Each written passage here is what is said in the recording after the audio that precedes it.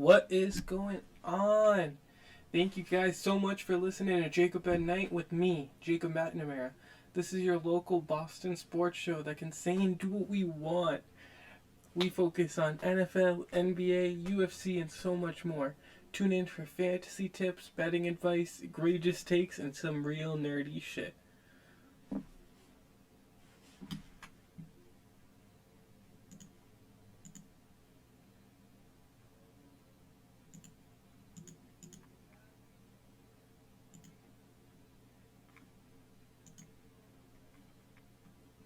Good evening, ladies and gentlemen. This is the Boston school. No ma'am, I don't think so. I have to say, that's jakeupmac. So, Jacob. Moron, Jacob. McNamara.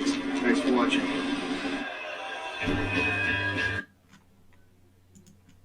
Awesome. So, we have a ton to get into. We obviously missed our lead into week 6 episode, so this is our lead into week 7 episode. We'll start off with in my opinion, the biggest sports news since our last episode, which is Charles Oliveira's pulled out of UFC 294. He had a terrible cut that came in sparring right before he left on his plane to Abu Dhabi.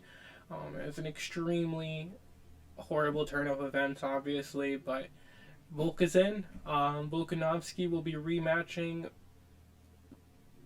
Islam Makhachev at UFC 294 in Islam's territory.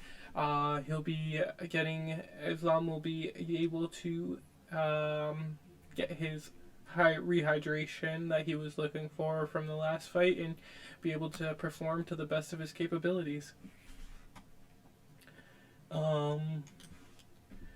Recently, right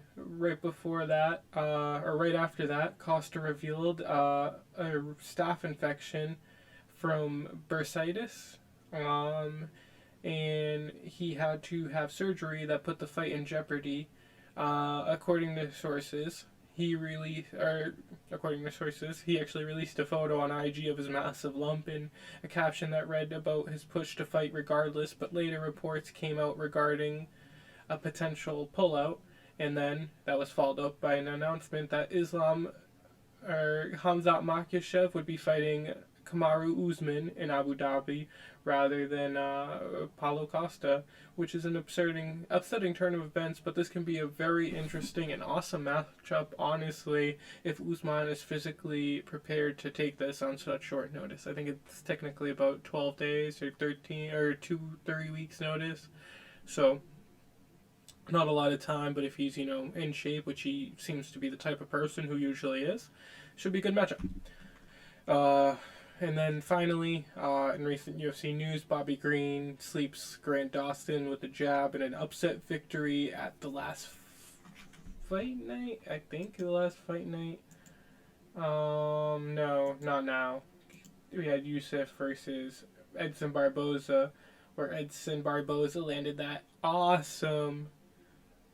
I don't know exactly what the kick was, but it was so nice, and it knocked Youssef down.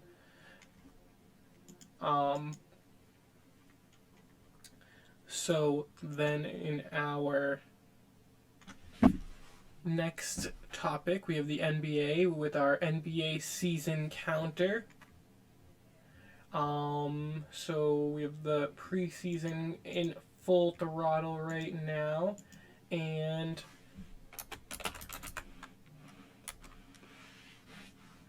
that just means that we are very close to being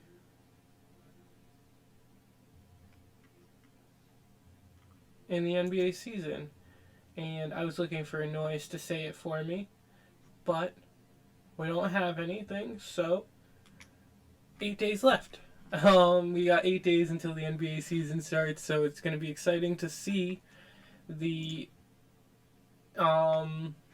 face of the Celtics without Marcus Smart or Grant Williams or a lot of the other people we were so deeply familiar with and fans of. Um, mm, mm.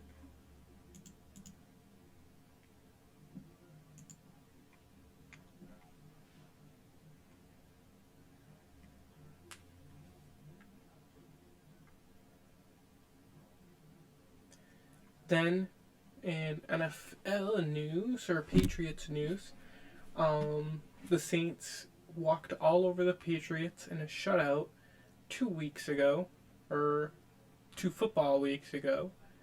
34-0 with Derek Carr at the helm. Committing over 12 penalties, the New Orleans Saints were still able to come out strong and maintain the shutout with an impressive defensive performance. That was then followed up by Brian Hoyer closing out the Patriots 21-17 in a loss that featured ex-Patriots Josh McDaniels, Brian Hoyer, Jimmy Garoppolo, Jacoby Myers, and Adam Butler, all having pretty significant impacts on the game, while Mac Jones threw for 200 yards and an interception, and Zeke and Stevenson both found the end zone, ending our 12-quarter streak with no touchdowns.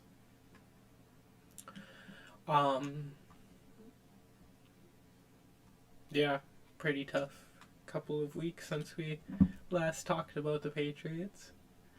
And then in injury updates, we have Justin Jefferson has been placed in the IR. Cardinals running back James Conner has been placed on the IR. Anthony Richardson of the Colts and Davon Arcane. I don't know how to pronounce his name. I probably should have read about that. But both players have been placed on the IR. Well, Garoppolo,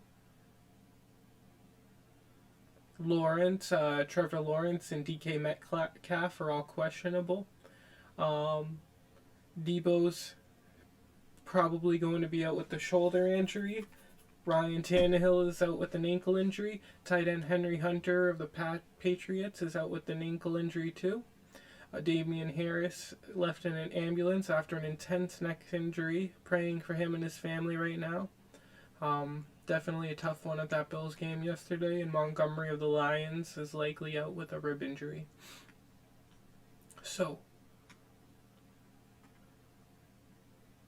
NFL Week 6 recap.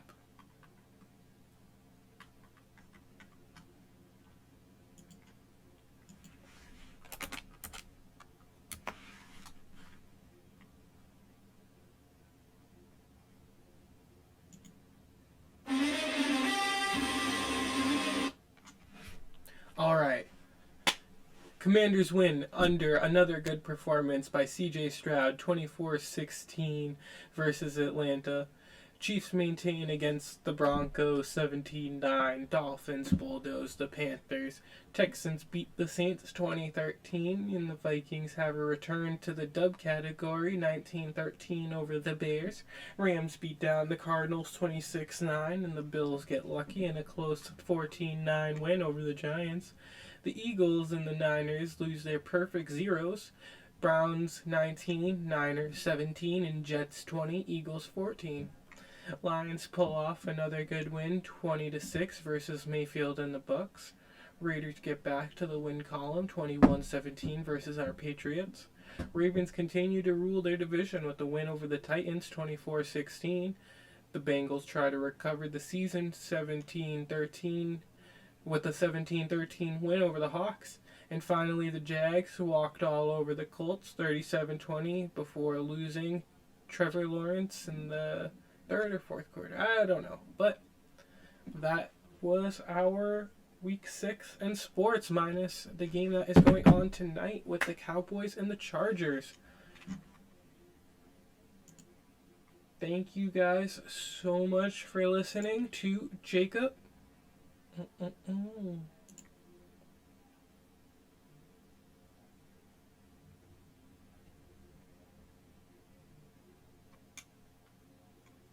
At night. Choice. So, let's get right into it. Wow. We did not think it could possibly get that bad with the Patriots. This is by far the lowest the Patriots have fallen since the century started, in my opinion. I hope this is the bottom of the descent, because this team is possibly the runner-up for the worst team in the league right now. And we honestly don't, or we not honestly, but we don't even have the first or second pick in the draft secured, so we're kind of out of the running, first, second, or third right now, technically, because of how it's shaped out. Of course, this will change as the season goes on, but we potentially are out of the running for the quarterbacks, Drake May or Caleb Williams, which leaves us in a little bit of a different and tougher situation looking for somebody. I think it's Marvin Williams, which is the running back, a wide receiver that would really be the next big like skilled position help, and then outside of that it's tackles. Big tackle help. No defense, no line, nothing. Of course, nothing like that. I just saw a funny meme on the Patriots Reddit about Devontae Parker dropping the football because he wanted to play with Caleb Williams, and then Bill Belichick drafts a defensive end in the first with the first pick in the draft. But I think that outside of all that, they're averaging under 7 points per game over the last 3 from what I saw. I don't know if that was before this week or after. I do believe it was after, though. Or including this past loss to the Raiders. And that's unacceptable. I don't think many modern offenses can claim to have something as atrocious as that in their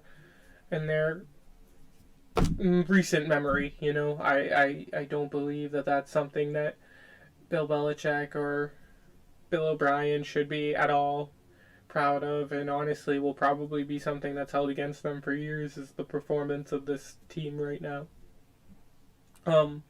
Bill Belichick is officially heading one of the worst offenses, not just in the league right now, but per seemingly any point in the modern NFL, or at least the last few years. The Patriots are averaging a sad 12 points per game and managed to regress since last year's offense. Of course, this is not entirely Bill Belichick's fault, though. I think it's important to point out the fact that, this roster has failed atrociously compared to what we did last year, even under Matt Patricia and Joe Judge's offense. So, it can't just be blamed on Bill Belichick, but at the end of the day, the roster, the staff, all of it, maybe you want to take away the offense and say, oh, Matt Rowe has a large portion or large say in what happens. I don't care. The final say is always on Bill Belichick, because he's the general manager. And even further than that, I just find it hard to believe that many people are running the same type of offense that Bill Belichick has been looking to run for years. I mean, who would build an offense like that? And if they do, then they have to leave with Bill Belichick too. I mean, Bill Belichick pushed Tom Brady out and didn't bring in a replacement for him. I mean, if you want to say that, this past year or last year or two, he didn't have control, that's fine. But he brought the team to the point where he couldn't have control of his own offense anymore. And that in itself is a large reason of why he should be fired. And then the person who takes the offense, probably appointed by, let's say, Robert Kraft, is not able to fix the problem and contributes to it more. It's another thing that maybe Bill Belichick could get some kind of out for. But if you really want to take a further look at it, it's like, the defense isn't holding up its side of the bargain this year. I genuinely believe that if you look at these past few games, even bad teams have defenses that can perform throughout the year, but this team is fully given up. We're committing penalties. We are bad on special teams. We don't seem to be passionate in terms of our players. We have people who don't take accountability after games. They don't care about the team. They don't care about the money that the team is paying them. There's no control, and those are the things that Bill Belichick has commonly been known for being the greatest at controlling, So if he's not controlling things that he's been good at for years, then what is he doing with the things that he's been bad at for years? And that's a big issue to me.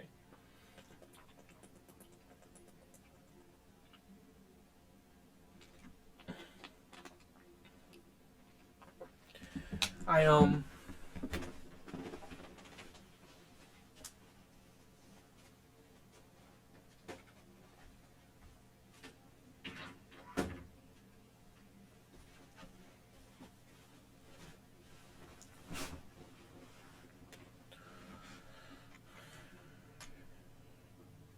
I do believe to lose in a shutout, there cannot be great coaching on a team. Bill is clearly not the top coach in the league anymore, and not a top coach in the league anymore, and he makes the mistakes that other teams used to, that we used to make fun of other teams for making. Highly penalized, rushed offenses, only one-dimensional, no ability to play both sides of the ball, things that just are clearly not running your offense or running your team, not how the NFL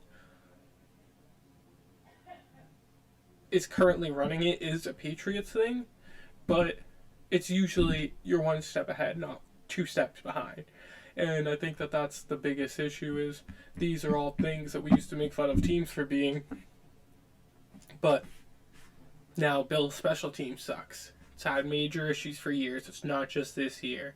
He overvalues them and is supposed to be a great special teams coach, but consistently overdrafts these special teams players, overpays special teams players, consistently ranks among some of the highest paid special teams, whether it's kicker or other positions in that area.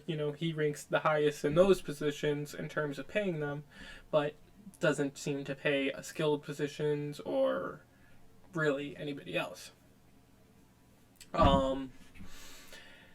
Then his defense has not been able to keep the pants up. Offense hurts the defense more, but at the end of the day, the defense is supposed to be the saving grace of this team, and they have been pantsed by every team that they've played for multiple games.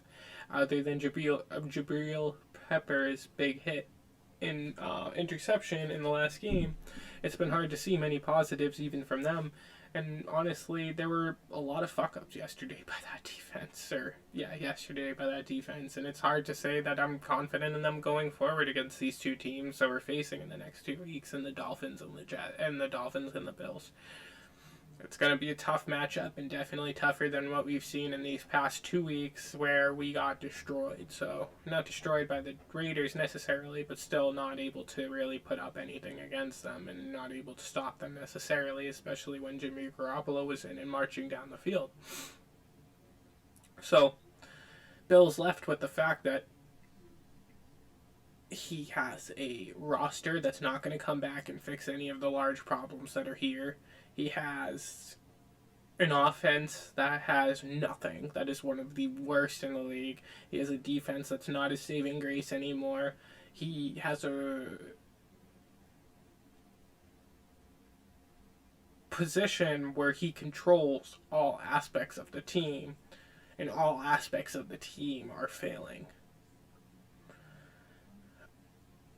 I don't see how, after 3 weeks of very, very, very disappointing losses, moral losses on top of the actual losses, that what he's offering at coach makes what he's offering at GM, or what he's offering at GM and his coaching, or what he's offering at GM makes his,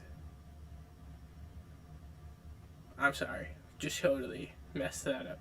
What he's offering as a coach just doesn't make his horrible GM management worth it anymore. I mean, he's incredibly suspect when it comes to coaching over the past 3 weeks, and honestly, at this point, it's years. It's years if you want to say that this is a trend now and not just an anomaly in the Bill Belichick experience. Then it's been years that this is happening. It's just outright bad. His coaching is bad. And going into this season, there were a lot of Patriots fans that still had the faith in Bill that he was still a good coach and everything, and that's why it was worth keeping him. But they said that they were very close to feeling that Bill should be fired. I hear a lot of justification still, but I do see a lot of people finally running out of room to justify. I mean,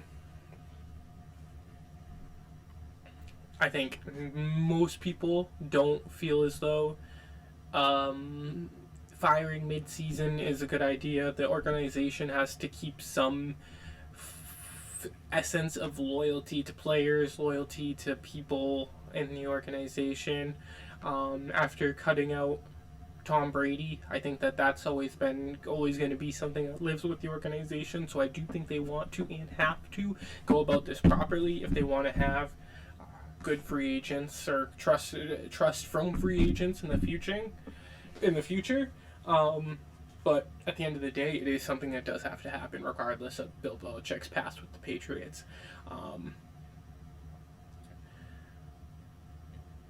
He has to be on after this year. No more chasing Shula's record. You can't even manage to score. It has to happen. This is an embarrassing season, and I think that regardless of everything that I mentioned, it's time. I actually wanted to go into some statistics regarding the Patriots season. I want to see if I can possibly even find some more right now, but let's go into it real quick.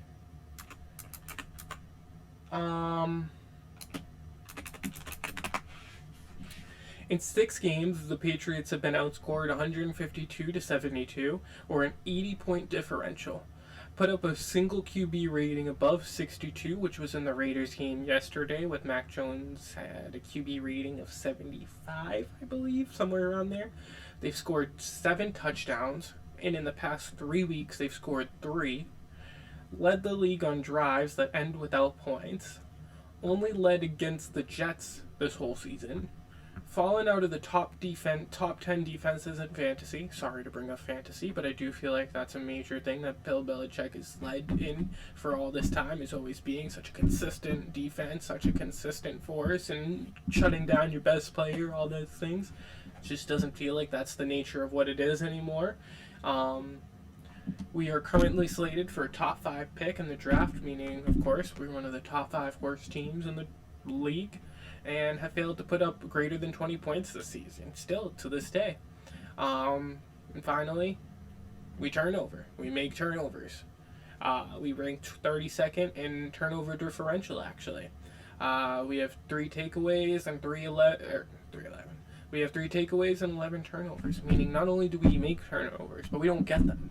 Our defense isn't getting turnovers. We aren't receiving them. So that's a massive issue, that we are just not doing what has to be done on both sides of the ball. And because of that, it's hard to believe that we can score or keep teams from scoring on us. So, in other words, they kind of suck. They're just not the team that we grew up watching, and they're definitely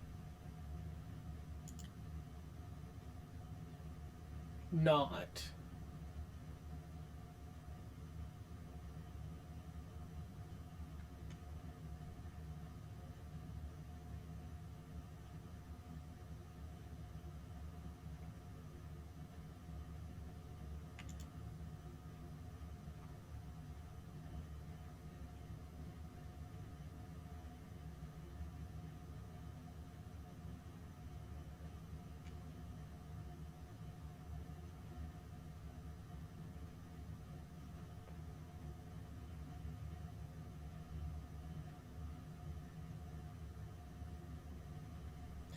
Yep. I mean, I don't have the time to keep going in terms of my statistics of how bad the Patriots offense is.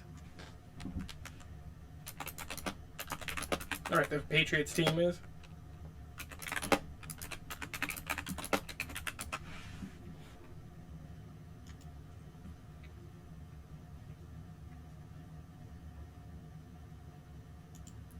But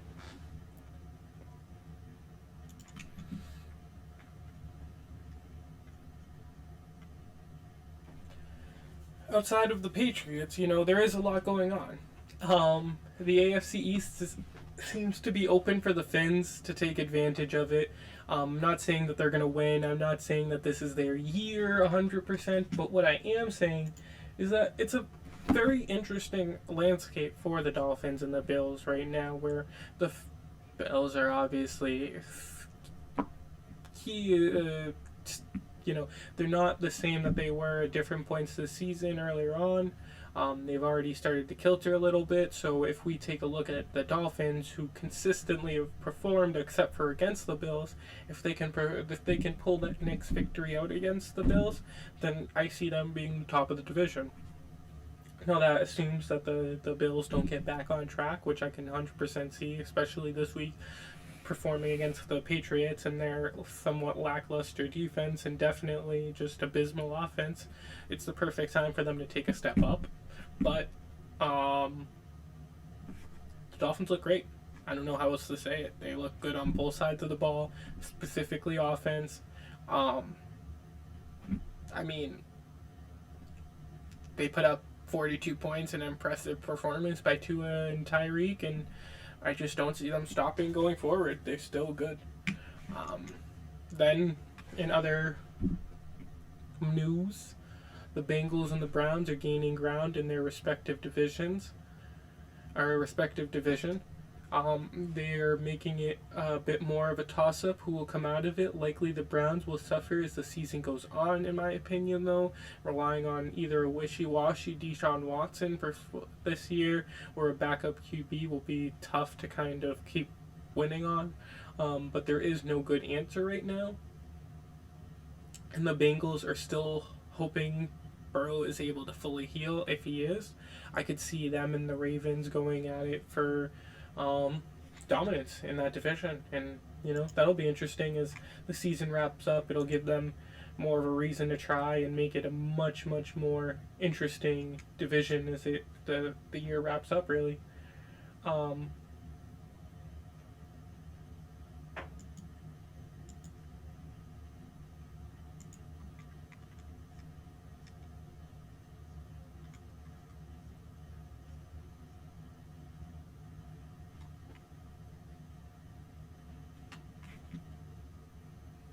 And then in an insane turn of events, the Niners and the Eagles lost their respective undefeated records, leaving the entire league with at least one loss.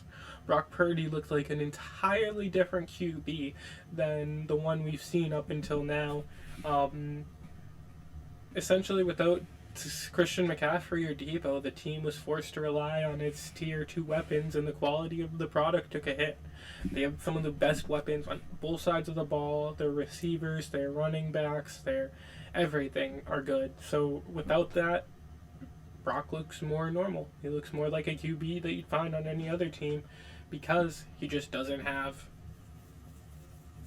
the weapons that he did, and some of the best in the league. He's freaking loaded. So I can see why, it's a little bit worrisome for the team that without those weapons, he starts to not look like the QB that has performed up until now. And then the Eagles saw their chance of winning die with Jalen Hurts throwing an interception or incompletion, I can't remember which, that sealed the game. Jalen Hurts and the entire team struggled to get the offense going against a really good Jets defensive performance, and the Jets were able to secure the victory. It was a close game. Zach Wilson did what he had to do and didn't fuck up when he usually does, and the Jets did what nobody thought they would. They pulled out a victory and pulled the 0 off of the Eagles, early on in the season, and keep their season alive, honestly, for a wild card and more.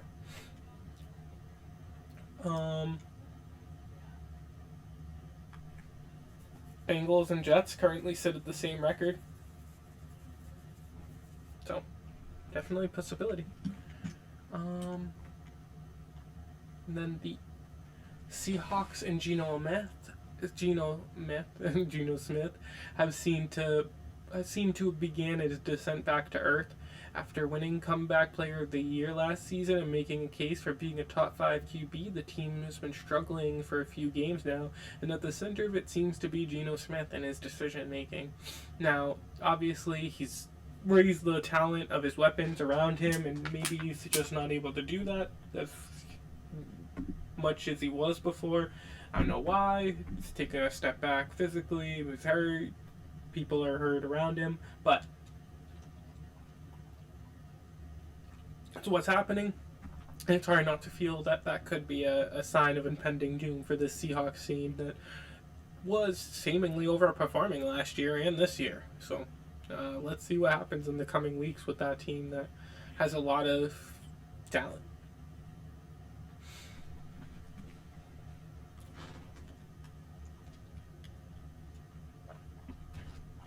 So,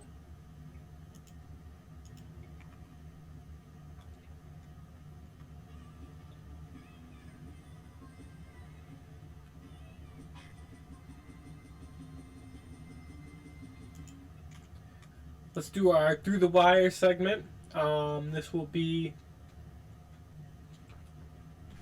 teams that are, it's a fantasy segment where anybody who is rostered in 50% or less of ESPN leagues, we are going to take a look at and give you 3 or 4 of the best players of the week or of the coming week.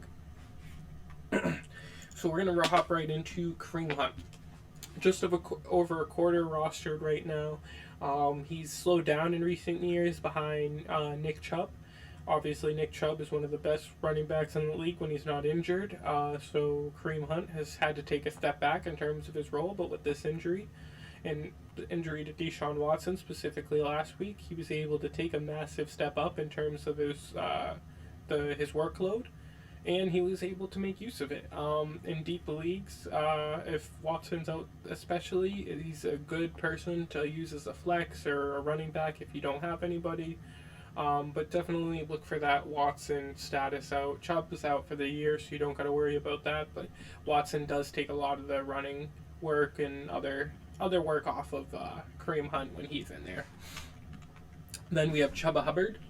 Hovering just under the threshold of 50%. He's a backup spot behind Miles Sanders, but after an impressive performance and lackluster year from Miles, he's looking to take the starting role. The Panthers have nothing to lose, so look for an increased upside on a decent player already. Then to finish it off, Joshua Palmer is another one just below 50% right now. But with the injury of Mike Williams and a good Chargers offense, I see a lot of upside from the Chargers wide receiver.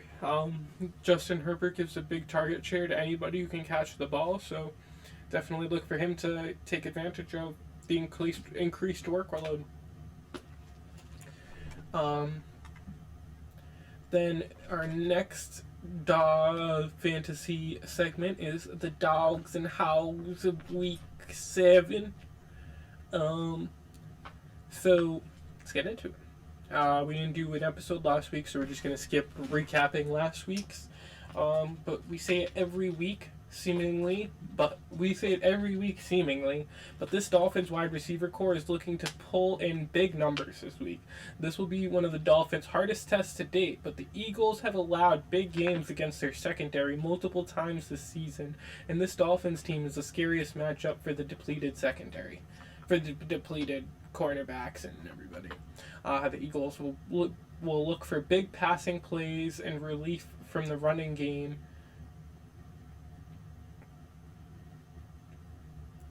The Dolphins will look for big passing plays and relief from the running game for short first downs and touchdowns based off past performances. So essentially, look for the running game to have less big breakout runs. The Eagles' defensive line is very good, but do look for a lot of passing, a lot of big plays in that category. Running backs will mostly be there as goal line, pushing it over the goal line type, pushing over first down type performance. Browns defense versus the Colts without Anthony Richardson, this Colts offense has become a one-trick pony. They have a great running game and no passing relief. There will be nothing hiding the game plan of the Colts in any of their matchups without Richardson. Look for the Browns defense to attack the run line heavily to prevent runs and put pressure on the QB.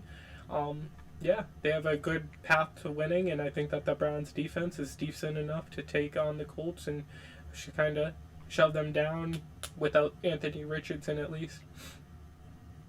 And then somebody we talked about being on the downturn, but Geno Smith. He's facing the Cardinals this week, and every QB minus Dak Prescott has been able to put up a pretty massive performance. And Dak obviously everybody had a down game against the Cardinals when the Cowboys played them.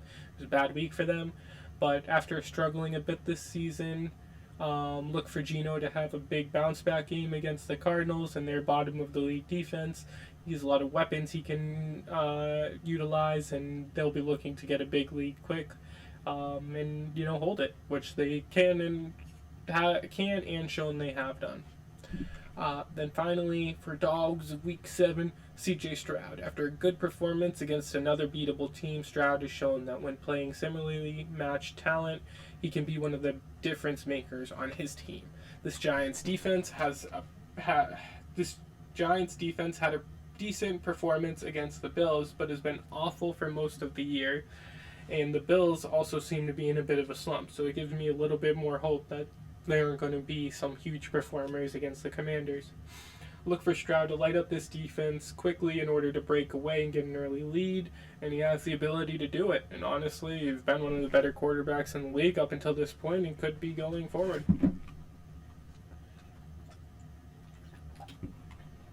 And then we got the Hogs of Week 7. The Bears offense will struggle to get moving without Justin Fields. I'm telling you right now, this team is going to be different. Fields is an issue, but he's begun to put together an impressive campaign that had a few decent performances over the past couple of weeks. After going out with a thumb injury, I think the team will struggle to get the offense moving, and any skilled talent will stutter for sure. Don't utilize their players, even though I know you probably don't. It's going to be bad. The Patriots defense will be playing the Bills after a few big losses. They likely see the Patriots as a bottom of the pack team with a defense that is not as good as it commonly is known for being. Look for Josh Diggs on the entire Bills offense to use this game as a chance to bounce back to their top form that they were playing at before their Jaguars game in London. Finally, Week 7 Hog is Desmond Ridder. After having some impressive performances, he's failed to look the same the past couple of weeks, and this Bucs defense is legit and will make it hard for the Atlanta offense to get in rhythm. The Bucs have performed above the competition that they were favored in and below the people that they were dogs to, but expect a similar campaign to the last few weeks for Desmond.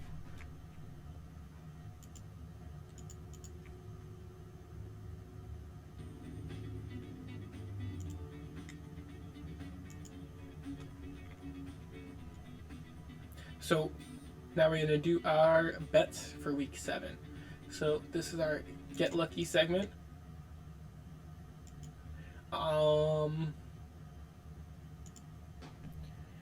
We have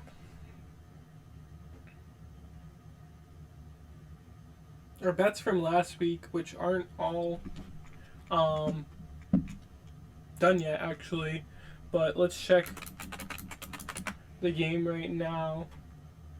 It's currently 7-7. Chargers have the ball. Second quarter with 11:50 left. We have the Cowboys at -2 on the spread. Then we had the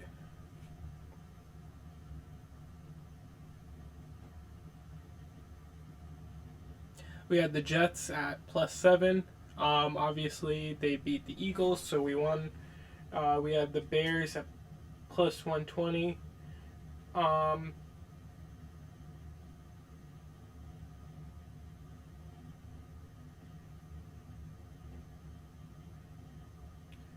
I'm sorry, yeah, we had the Bears money line at +120, and the Commanders money line at plus 124. Bears obviously lost, and the Commanders won. So far we went 2-3 for our bets, and have our fourth one going in right now. So that's 2 weeks in a row we gone through 2 of 3, or we have a 75% hit. So not too bad. Let's take a look what we got for this week. We have the Jaguars and the Saints. Now, obviously, this week I'm not able to. I didn't do as much research into it as I usually do, but I think if we take a look at it, that's actually a good one to start with. I think that even just whether it's the spread or the line, I think that both teams have kind of struggled over the past few weeks. But oh yeah, the Trevor Lawrence is out. Never mind. Never mind. I honestly think the Saints might even be a. Oh, but then they lost to the Texans. It's like, God, yeah, that's a tough one. Never mind. Don't ask me about that.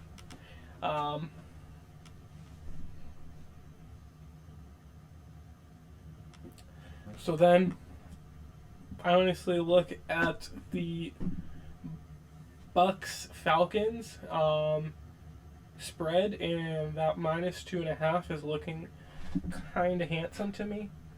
So I'm thinking I'm gonna add that, and that'll be my first pick of the night.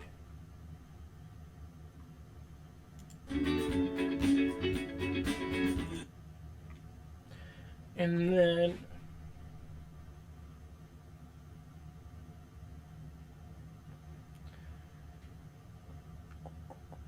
let's check Deshaun Watson's status.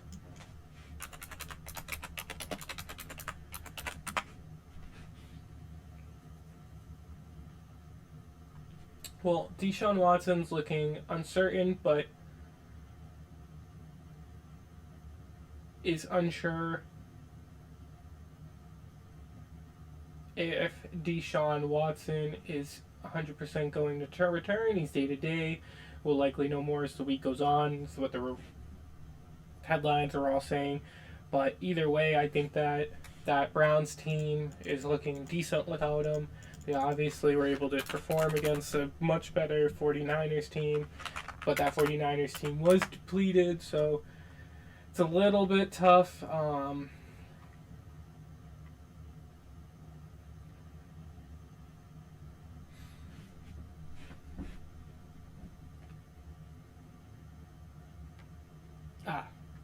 Never mind.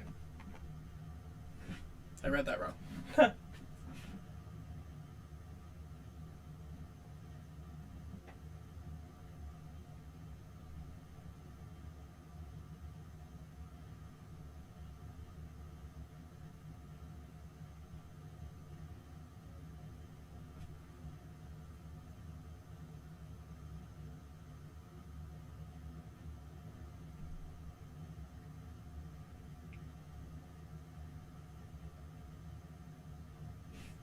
Well, I think that the next one that I'm interested in is the Dolphins versus Eagles. I have, after looking at that matchup, I do think that's going to be a high-flying game. At least for the Dolphins, I do see a big performance. I think I'm going to take the Dolphins money line, honestly, because I do see them winning that game. I have a big feeling that defense of the Eagles is in trouble. They're not as good as maybe they were last year, and if that offensive line for Jalen Hurts starts to fall apart, I wonder what type of quarterback he looks like. And honestly, they didn't impress me last week. They haven't impressed me all year, and the Dolphins are currently the team that I look at and am probably the most afraid of when it comes to offense, which is something that was representative of some of the best teams last year. So I think I'm going to hope I get lucky. Like the legend of the finish ends with beginnings. What the heck? Okay. So, we got 2 in. Then we got the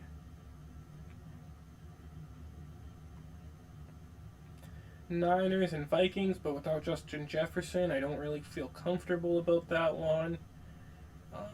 Let's see. What about the Patriots and the Bills? We didn't really check that. So the line is now moved to +9 for the Patriots, or the spread, I mean.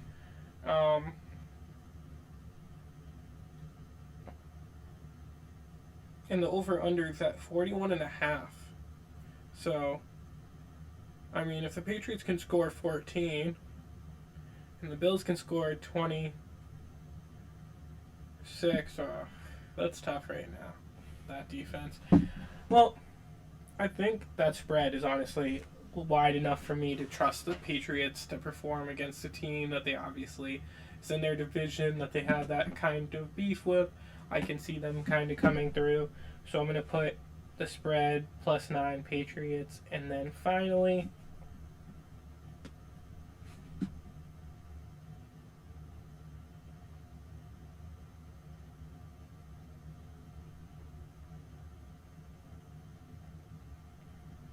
I think that honestly could be it though. I mean, with some of these big injuries, I just don't feel the same type of confidence. I could go -2 for Commanders over Giants, but I'm just not confident in that game. I feel like the Giants are so close to being somewhat performers, but I have no idea. And it looks like Las Vegas agrees with me on a couple of these, to be honest. So I'm going to put in my bets for this week. We got the Tampa Bay Buccaneers at -2.5 on the spread, the Patriots at +9 on the spread, and the Dolphins money line.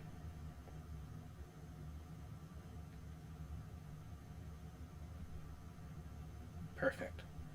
All right, so that should be our Get Lucky segment. Woo!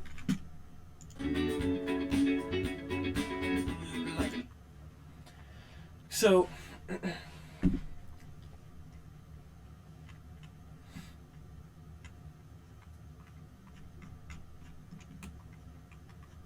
that was a good amount of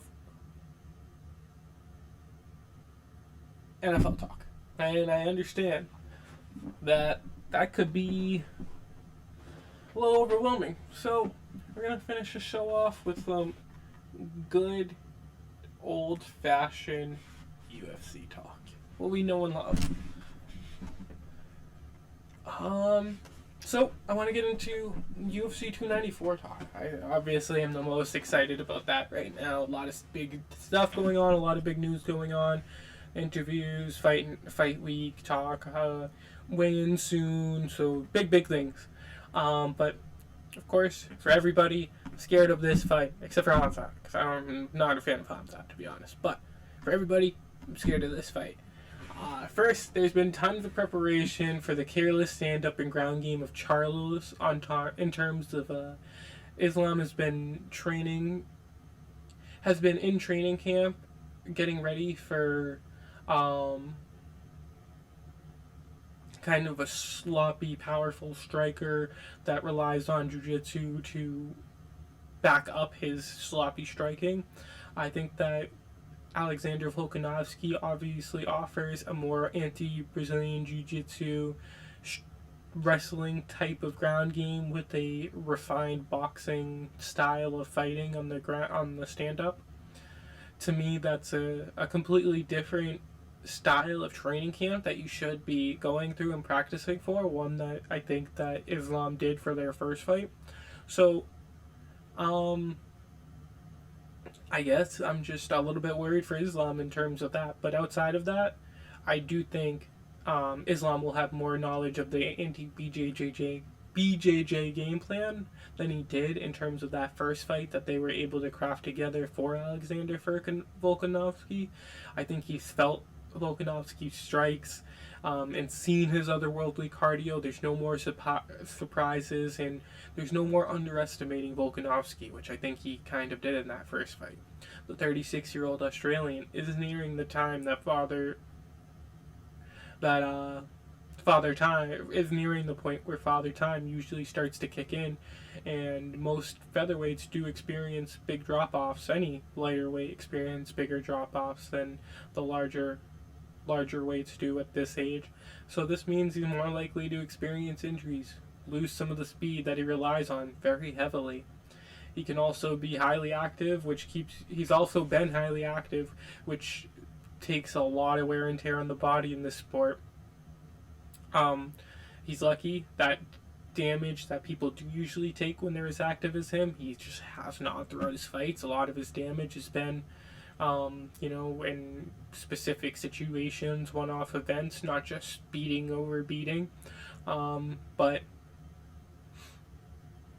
Volk did not do enough, really, in my mind, to show that he can grapple Islam. He did a lot when Islam was physically and mentally drained at the end of the fight, but when Islam was in his full potential, I do believe that he was able to control Volkanovski and do what he wanted without getting the full submission. I think Islam has worked his striking, which is already pretty underestimated, and refined it for fighters like Justin, Dustin, Alex, and Charles. He's always looking to fight these guys as his next runner-ups, and that's why he's been working towards those striking, and that's what Alexander Volkanovski thrives at. I expect a better performance out of Islam all around, in my opinion. That's why I'm worried about Volk. Both fighters I'm very much a fan of, honestly, and I just worry that, both of them are taking a very risky fight and will have a lot to put on the line after this.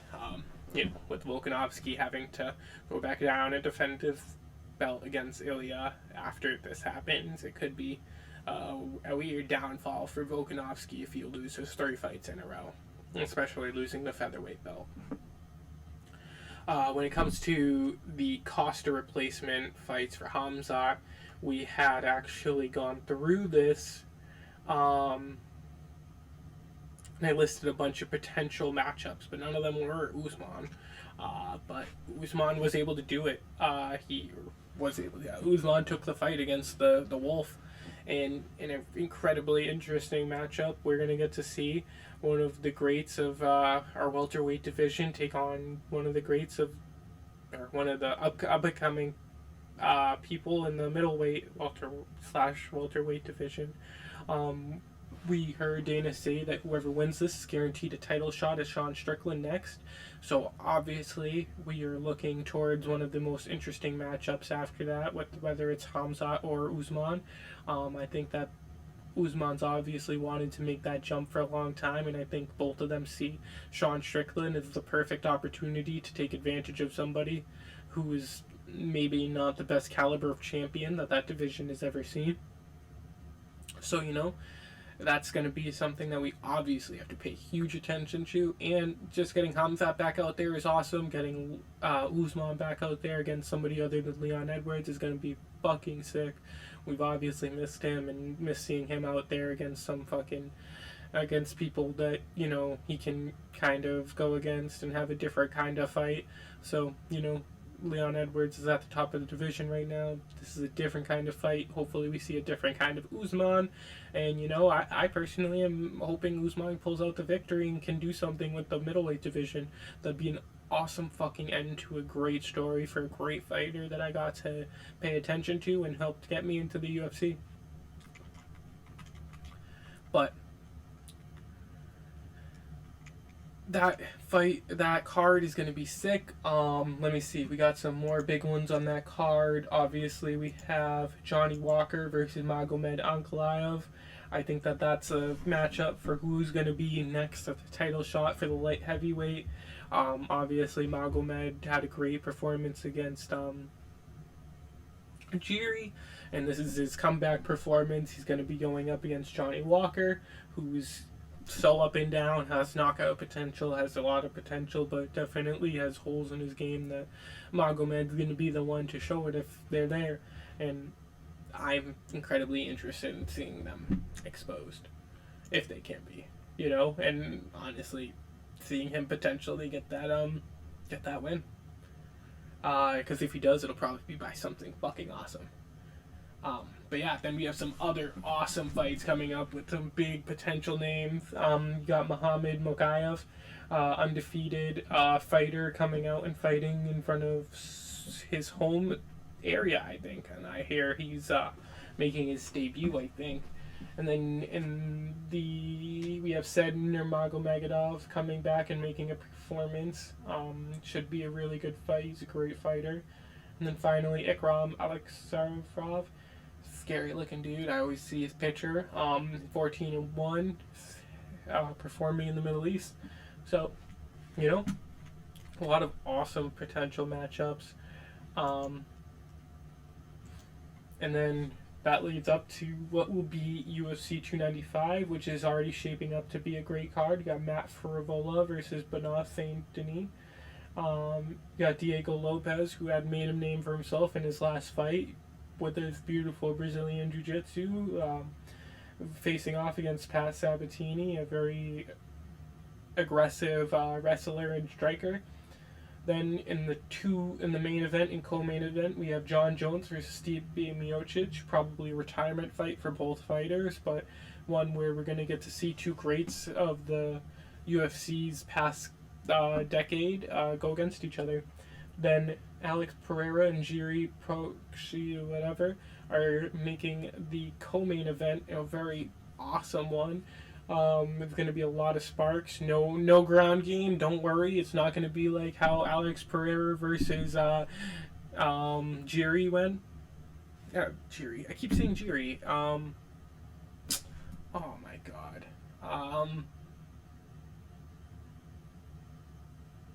Oh, this is killing me.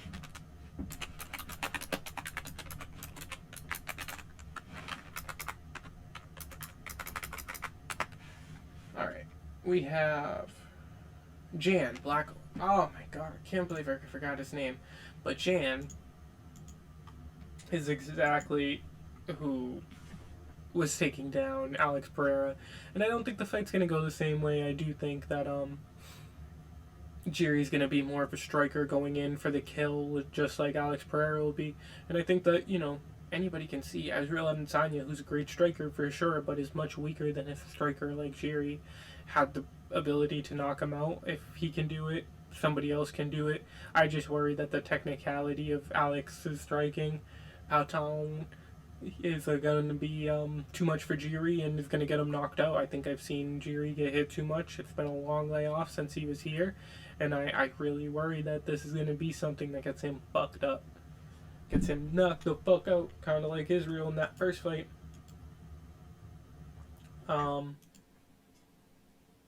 But yeah, it's been a very interesting lead up to these fights, and finally they're coming. Next few months is going to be great for fights. You got UFC 294 and 295. So let's get ready. After that, you got 296 with Edwards and Covington, Pantoja and Royval, couple belts fights, and then belt eliminator with Rachmanov and Thompson, Ferguson Pimblett, Vince Lukic versus Ian Gary in a kind of is Ian Gary legit matchup. Casey O'Neill fighting Ariana Lipsky. So this rest of the year's cards are going to be awesome. Hopefully we see Leon Edwards get the dub over Colby Covington. But awesome. We'll definitely be making bets for the UFC. I'll put them out there on UFC on Twitter, and let me know. Hit me up if you want to hear about them or have any questions or have any comments. Thank you so much. Please leave a like, share the podcast, share the video, share anything, however you listen to it. Comment, interact with the poll on Spotify that I usually put out, and just do whatever you can. Thank you so much for listening, and I hope you guys liked it. This is Jacob. At night.